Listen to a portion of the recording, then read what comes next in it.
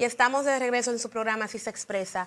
Hoy tenemos una chica que me enorgullece mucho presentar, ya que fuimos compañera de estudio, aunque ella es mucho más joven que yo, y también por el hecho de que es una mujer exitosa, y a nosotros nos encanta traerles mujeres empoderadas y que son exitosas en su área. Ella es Margarita Catrenco, es líder del grupo Mica Business Group, tiene un MBA, es psicóloga industrial, es administradora de empresa y tiene un máster en gestión de planificación industriales de la Universidad de La Coruña. Bienvenida, Margarita. Muchas gracias, muchas gracias. Buenos días, Margarita. Gracias por la invitación.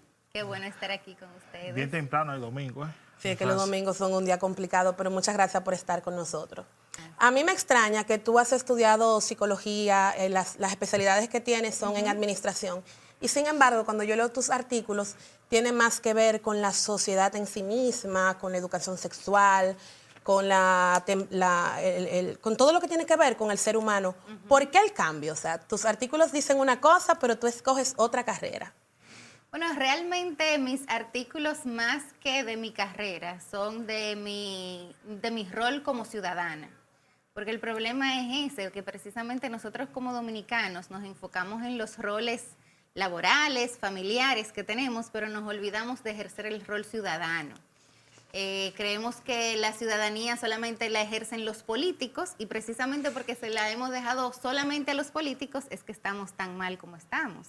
Entonces yo creo que nosotros como ciudadanos debemos de involucrarnos en la realidad social de nuestro país para poder mejorarla. Siempre se habla el tema de educación sexual en las escuelas, pero tú siempre tienes otra vertiente. ¿Por qué?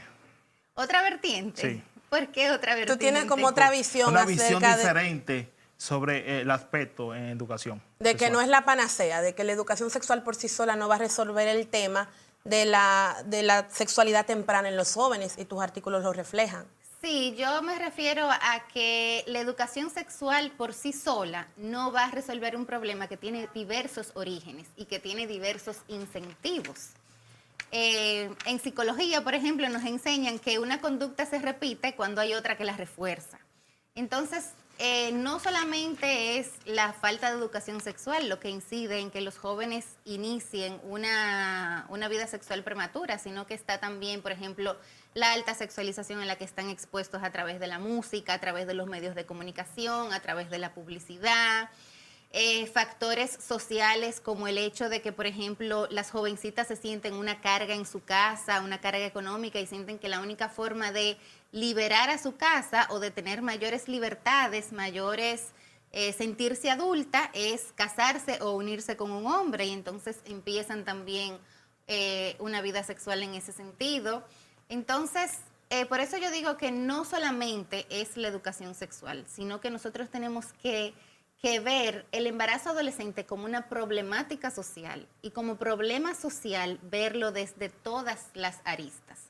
Y que la educación sexual es una de las cosas que nos va a ayudar a resolverlo, pero no es lo único. O sea, no podemos conformarnos con decir, bueno, ya estamos dando educación sexual, ya resolvimos el problema. Como que son problemas solamente del colegio. Porque hay otro elemento que no es mi responsabilidad, el que tiene que hacerse, cuando la realidad es que no es así. Que todos somos un poco corresponsables. Todos somos un poco corresponsables. Entonces, la otra cosa que yo planteo es que la educación sexual tiene que iniciar de la escuela hacia los padres, porque yo no hago nada con darle un mensaje a un jovencito en la escuela y que ese joven esté oyendo mensajes contradictorios en su casa. Esa es la escuela de padres que tú mencionas. Exactamente. A veces. Yo menciono crear una escuela de padres, porque los padres no solamente en ese tema, sino que en muchísimos otros temas necesitan orientación, como en el tema de cómo manejar la disciplina, los hábitos de estudio, la alimentación,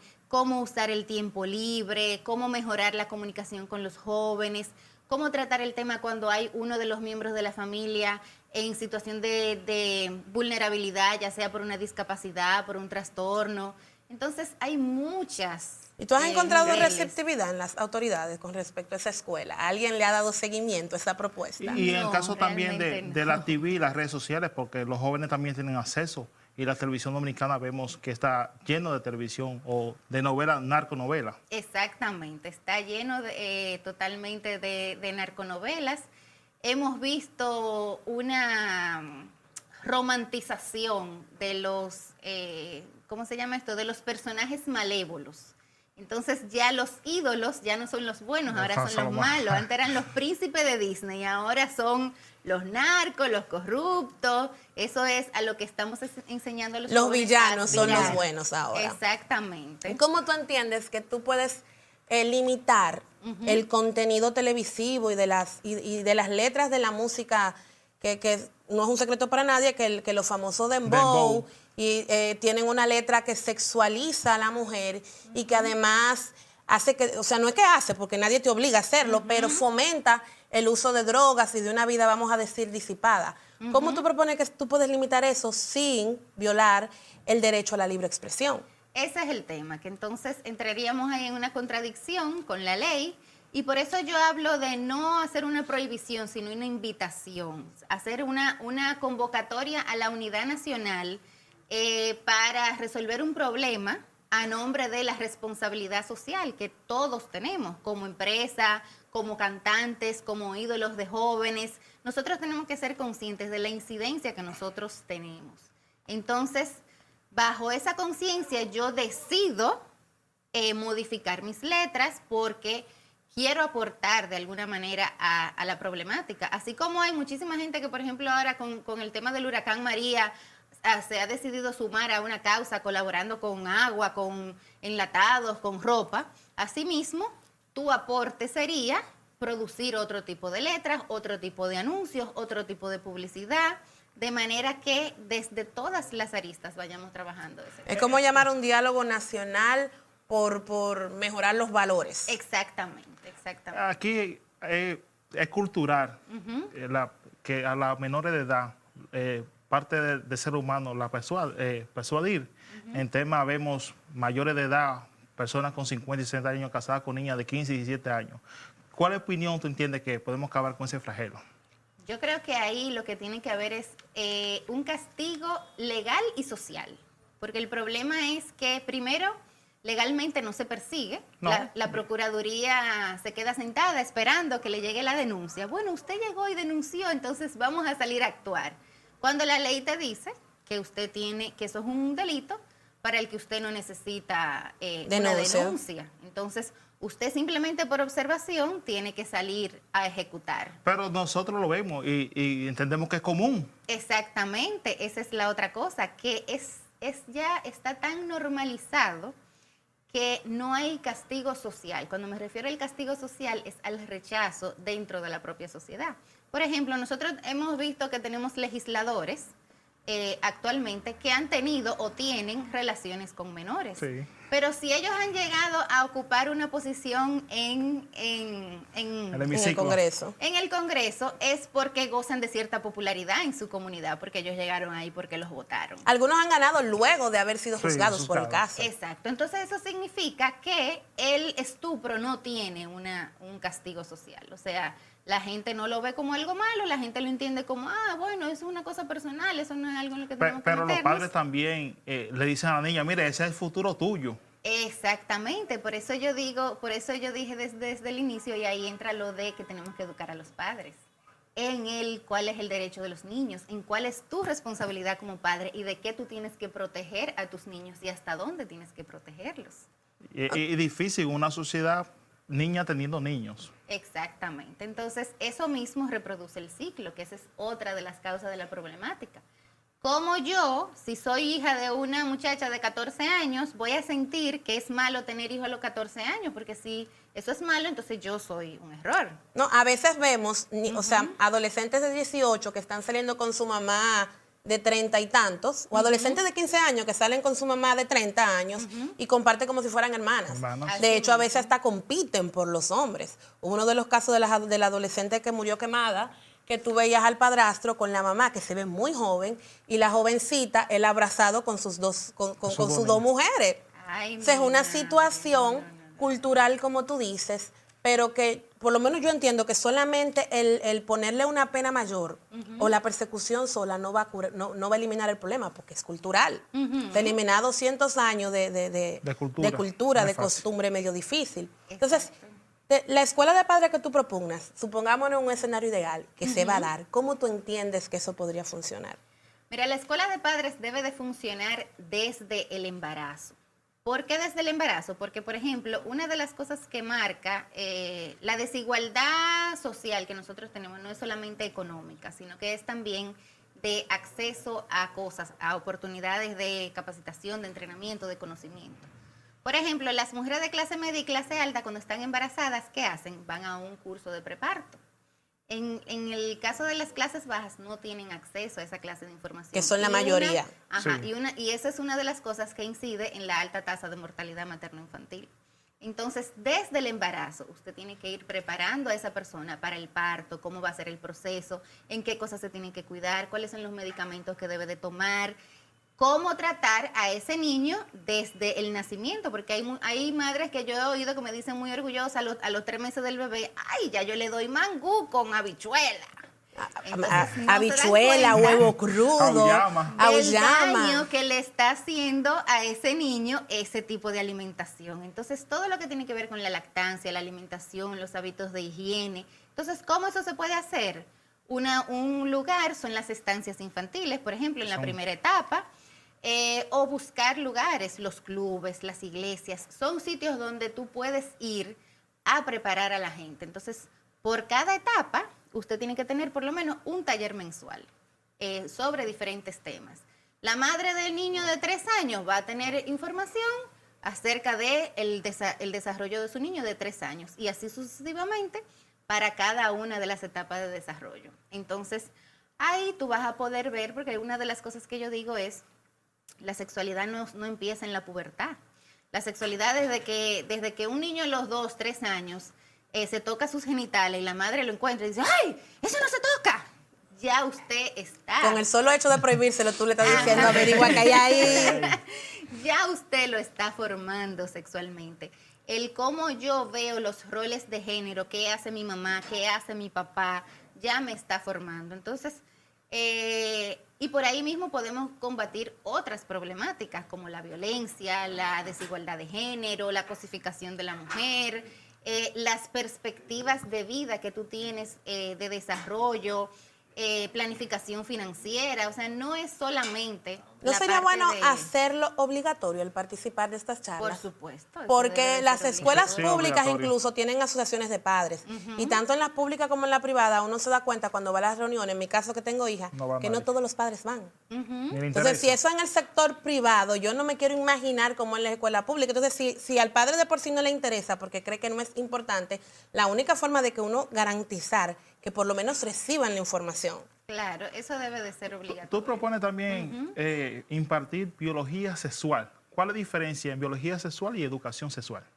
Bueno, la biología sexual se limita al funcionamiento biológico del cuerpo. O sea, usted tiene estas partes sexuales, estos órganos se desempeñan de esta manera, tienen esta función, la ovulación, la menstruación, cómo se produce el embarazo, etcétera, etcétera, etcétera, las etapas de la relación sexual, todo eso son la biología de la sexualidad. La educación sexual va mucho más allá y tiene que ver con cómo se vive la sexualidad, cómo se vive el género, cuáles son mis valores y mis percepciones asociadas a la sexualidad, que pueden ser de muy diferente gama. Tú puedes tener una persona con una visión muy conservadora de la sexualidad que te va a decir, no, hay que abstenerse y la virginidad se pierde en el matrimonio. Otra gente que te va a decir, no, eso es Eso es suyo. Eso es suyo. Eso es lo que dice. Eso es suyo. Mientras usted se cuide. Ajá, exactamente. Entonces, esas visiones es en lo que la escuela no debe de entrar, porque eso entra dentro de la prerrogativa de la familia, de enseñar sus propios valores. O sea, no es verdad que nadie en la escuela le va a decir a mis hijos qué es lo correcto o lo incorrecto en relación a la sexualidad. ¿Entiendes? Entonces, ese es el detalle, esa es la cosa con la que tenemos que tener cuidado. Y por eso es que tú te encuentras con tanto rechazo en la sociedad que no ha logrado que entonces esos contenidos se impartan en la escuela, porque los padres tienen ese miedo. Y en el caso, se me hace la pregunta, que no tiene guión, de estas personas que les gustan el mismo sexo, ¿cómo la familia trabajaría esa parte y la la comunidad educativa? Bueno, ahí volvemos a la escuela de padres. La escuela de padres tiene que formar a los padres en cómo tratar esos temas. En Porque tolerancia. hay muchos padres que no aceptan esa situación. Ajá, que no lo aceptan, entonces, pero yo no puedo ir donde unos padres que no lo aceptan, donde que yo no tengo contacto con ellos y decirle a los hijos que sí, que tú tienes que aceptarlo, porque ahí voy yo otra vez con A lo de los inmiscuirte en un tema encuentros, personal. en los encuentros de información que chocan. Entonces, ¿qué tú vas a encontrar si un padre que tiene esa opinión se encuentra con que en la escuela le están diciendo otra cosa? Tú lo que vas a crear es un conflicto. Un conflicto. Entonces, lo mejor es ir educando a los padres para que manejen esa información desde la perspectiva legal y moral de la manera más correcta posible. Garita, una pregunta. ¿A ti te interesaría participar en política? Porque normalmente cuando las personas Sí, porque- se involucran tanto a nivel social, terminan queriendo lograr cambios. Y lamentablemente en la estructura social en la que vivimos, de la única forma que tú puedes, por lo menos tratar de lograr un cambio es a través tal vez del Congreso para uno poder crear leyes, ese tipo de cosas. Bueno, a ese nivel yo Todavía no lo estaría considerando. Ahora, yo sí entiendo que no solamente yo, todos los ciudadanos debemos de involucrarnos en la política. Por lo que hablaba al principio, de que la política, queramos o no, incide en la vida de todos.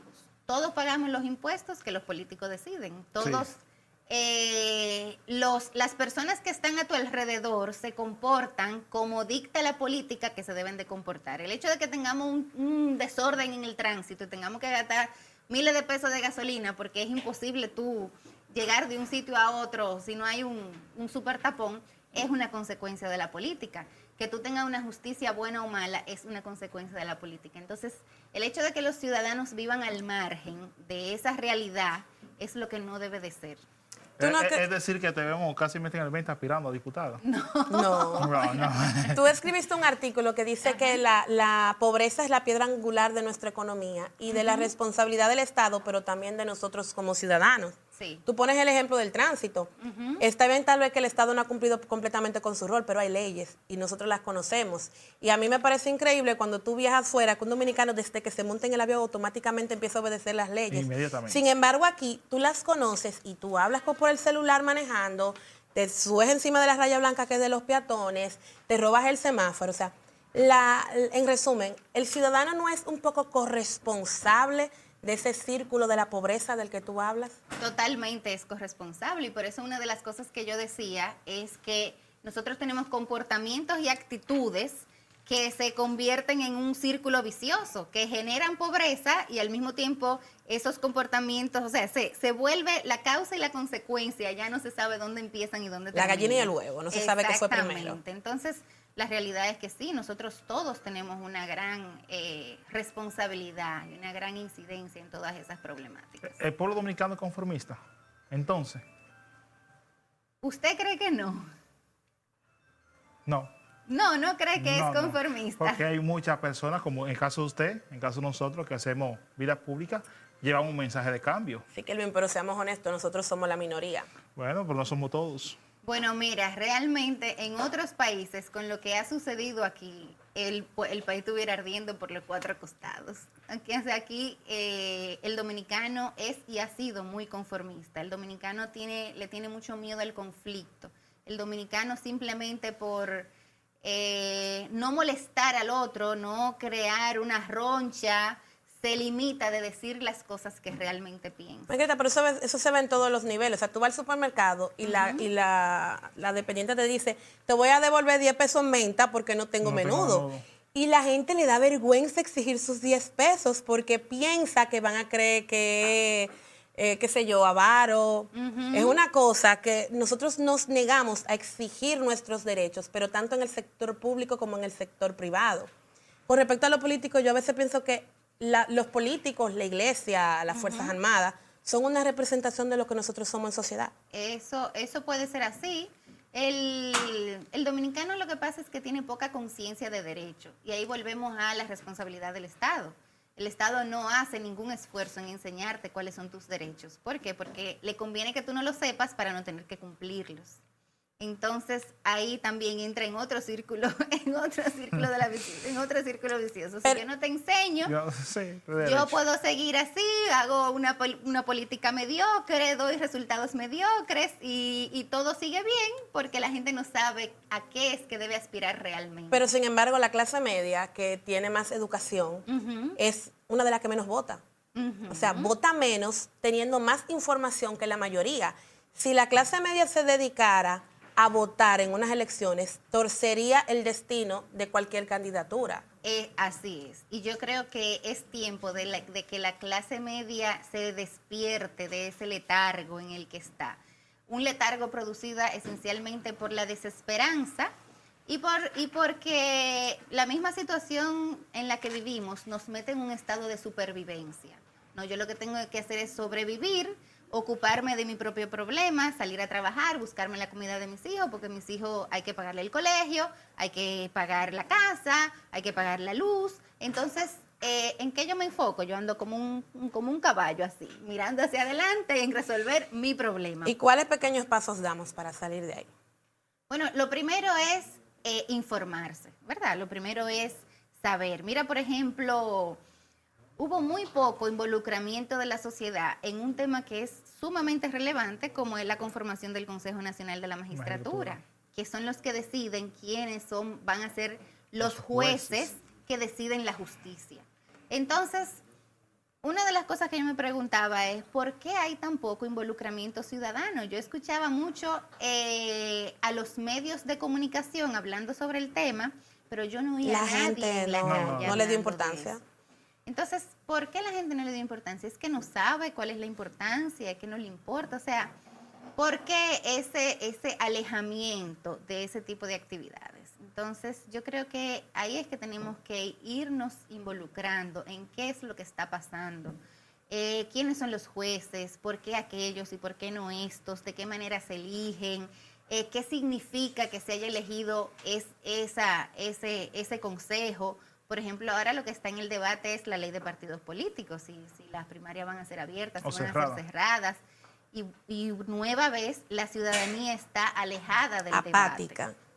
Entonces, eso es lo que tenemos que romper, ese ciclo de apatía, ese ciclo de desesperanza, donde la gente se involucre y exija, porque eso lo de los políticos funciona como los clientes con los productos.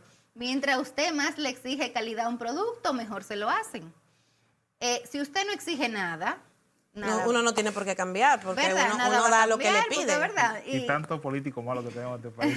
Pero tantos políticos buenos que no llegan, porque tú tienes una población que lo que quiere es el pan y circo. Entonces es difícil tú llegar y conseguir y llevar propuestas cuando tú lo que quieres, cuando tú vas a un barrio y lo que te piden es que le contrate un dembow, que le dé 2 cajas de cerveza, y una serie de cosas. Por eso es que ella dice que es un círculo vicioso. Es difícil la situación. Exactamente, pero no es imposible. Yo creo que ahora, por ejemplo, con la Marcha Verde, ha sido un remenión a la mata. Un electrocutazo a la sociedad. La Marcha Verde. Como que despiértate.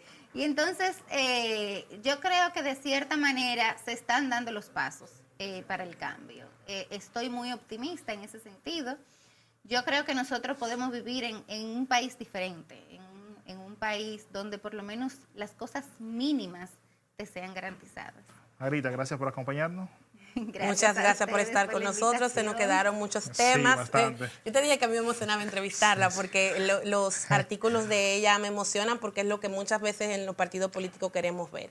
Y me alegra ver gente en la sociedad civil exigiendo ese tipo de cosas. Señores, vamos a unos comerciales y enseguida volvemos con su programa Así se expresa.